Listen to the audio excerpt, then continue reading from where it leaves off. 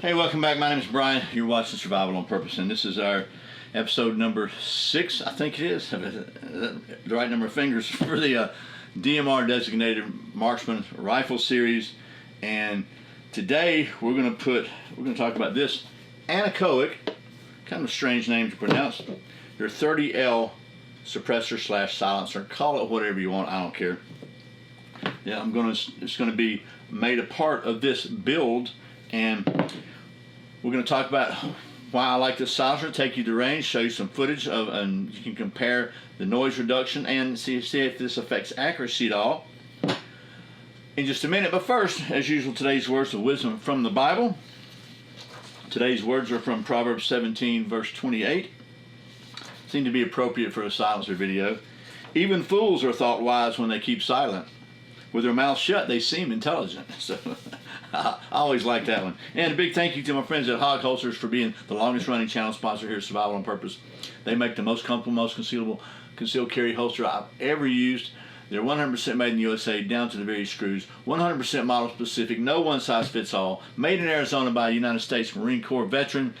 And if you use the code Survival on Purpose, you'll probably be very glad you did. Thanks to Hog Holsters for sponsoring today's video. If you talk to them, tell them John I said hello.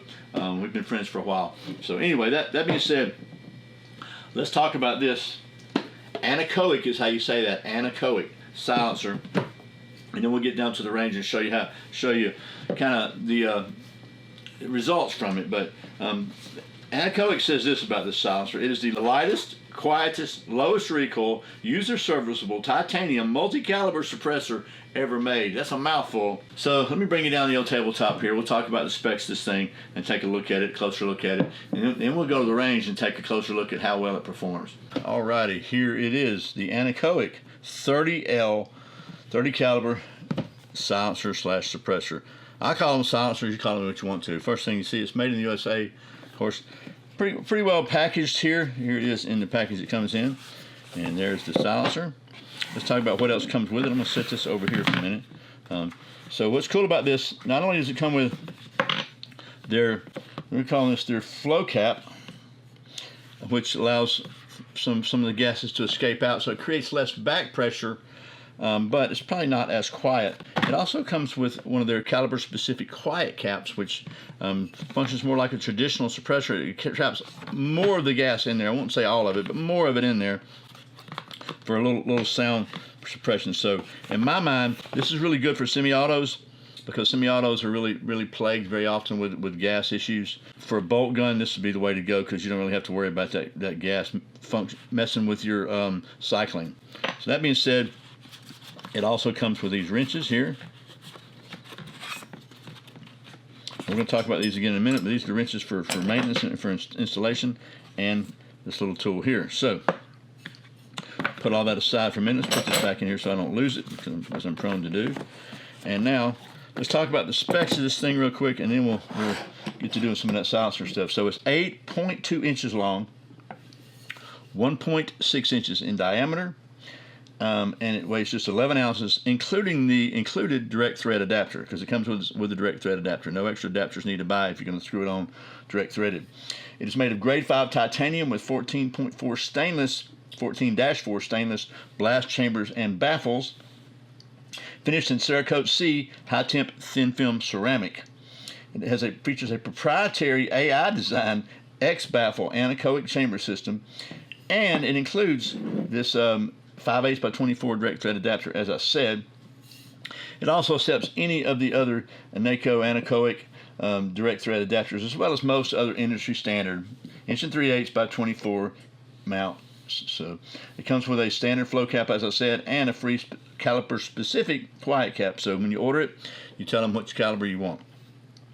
It's full auto rated up to 20 rounds of 7.62 to 308 with standard barrel lengths, and rapid fire rating up to 8 rounds with 300 Win Mag, which is a pretty good hoss of a caliber.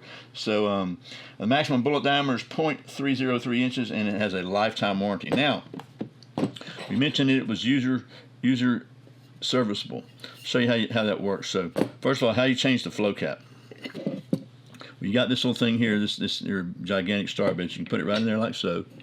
And then first, you're going to want to put this on the back. So you got a wrench here that goes on the back.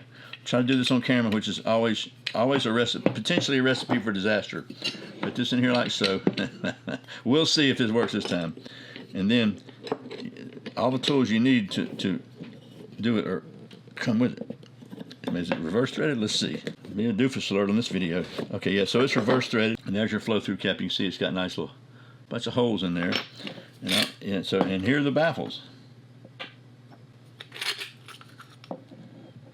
And they are stainless in their design, so you can take this thing all apart and clean it, which is pretty cool.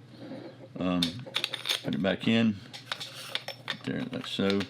And if you want to put the direct thread quiet cap on, you can do so. Since we're putting this on a semi-auto, I am not going to put the quiet cap on it for this application. All right, hopefully that was a detailed enough look at the specs and construction of this thing to tell you what you need to know. I think it's really important to take it to the range now. Let's see how well it performs. To do that, obviously we got to mount it. So we take this, I call it a flash hider. They call it an enhanced muzzle brake, which is probably more accurate. We'll take this thing off, and by the way, I'm not Superman. I had this thing already prepped to come loose before the video, and I'm going to leave the little washer on here. I don't think it's going to matter either way. We've got enough threads to get us through there. So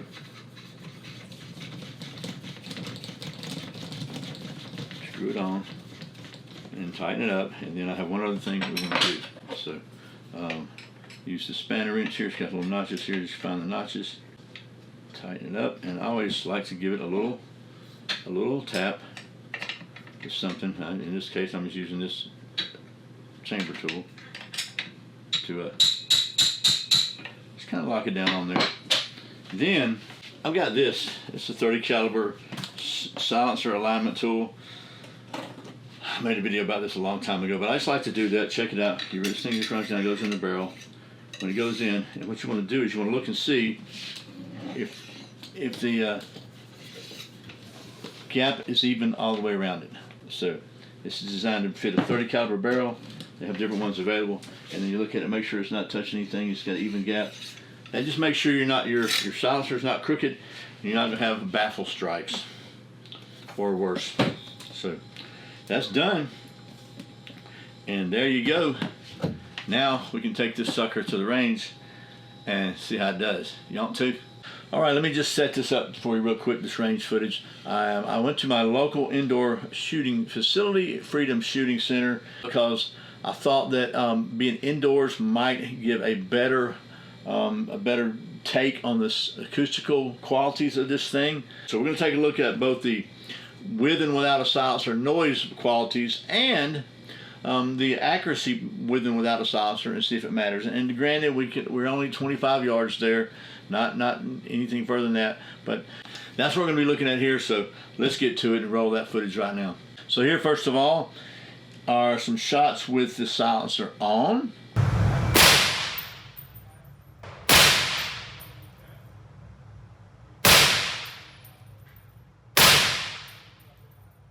And now with the silencer off and removed.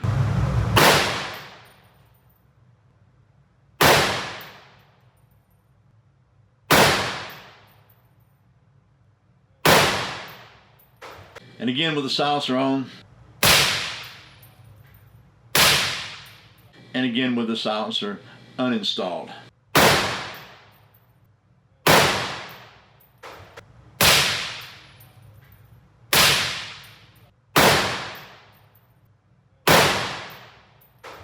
Now, let's take a look at the accuracy with and without the silencer at 25 yards. So here are some rounds without the silencer, and then here is some footage with the silencer. By the way, the ammo we're using today was generously provided by the folks at Federal. Okay, well that was the range footage. Didn't want to make it too complicated, just kind of want to give you a glimpse of the difference in sound quality with suppressed and unsuppressed with the Anechoic 30L. As best I could with the iPhone audio we had, because iPhone's got all sorts of built-in compensation there, so it never sounds like the real life. But I can tell the difference, certainly. Hopefully you could too. It seemed quieter, by the way, with the can on it. And I want to make sure there was no appreciable difference in point of impact with the can. If so, what it was. 25 yards, I didn't see any. I was grouping them, touching holes, which is not anything stellar at 25 yards. I get it, but it didn't seem to make an impact on it. So I think this is a good choice for this style rifle. The folks, by the way, full disclosure, the folks at Anechoic were kind enough to send me one of these so I could test it and review it and show it to you. And we're going to continue testing. I'm going to take it out in some longer ranges. So get this thing sighted in. My next step is go to 100, sight this thing in, try to find 200, but eventually my ultimate goal with this rifle is to take it to CMP range at Talladega, Alabama. They have a 600 yards rifle range there, and I'm going to see if I can get it dialed in at 600 yards, which I think is a pretty good, for me it's a really long range, but it's a pretty good range for a 308, so that's what we're going to do coming up in future. Coming up shortly, I think one of the next videos we're going to do is we're going to change the trigger. Got that, and probably what I'll do there is we'll have to do a condensed version for YouTube because they don't let you show stuff like that. But I'll try to film the whole thing and put it on my website, survivalonpurpose.com, so you can go there and watch it. We'll see if I can figure that out. But gonna do that. Going to at least paint this thing. I don't know what else we'll do. We'll figure that out soon. But remember, survival's not an accident, so be prepared. See you next time.